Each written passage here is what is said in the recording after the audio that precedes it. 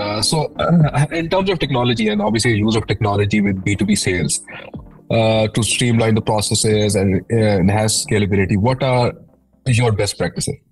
So as I alluded to in the past, I think that sales and marketing and generally go to market, once you get to a certain scale, it becomes a math problem. Again, it's all about conversions. It's how many unique visitors to the website turn into leads, how many leads turn into signups, how many signups turn into qualified opportunities, then POCs, then close deals.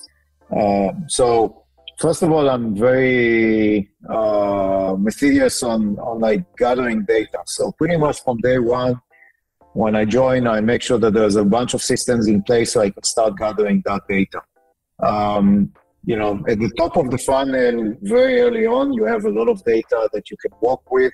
And so if you're measuring those things, you can make good decisions and you can always optimize those decisions as you move along. And again, be able to measure whether one experiment or another actually move the needle. So I always, I measure analytics, I use the CRM.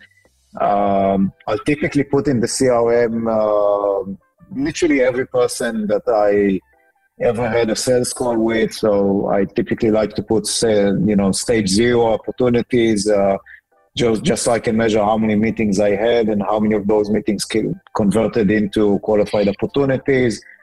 And again, how has that changed from, one SDR to the second SDR and so on and so forth.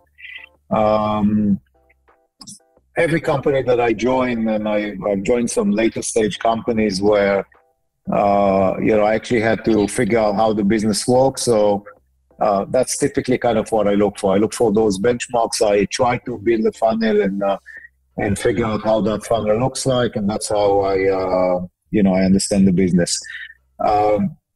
Then, you want to get down to, one level down. And so I typically like to use tools like Gong to listen to some call recordings and, figure out if, there's a certain pattern across sales reps or if there's certain things that they do that they should be doing differently.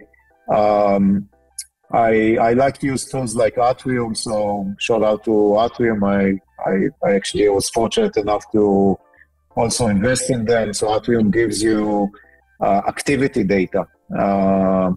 So how many emails, how many phone calls, how many accounts have been touched in the last X days, how many contacts have you touched into a given account, how many new sales opportunities have you created, how many new meetings, how many meetings with existing opportunities.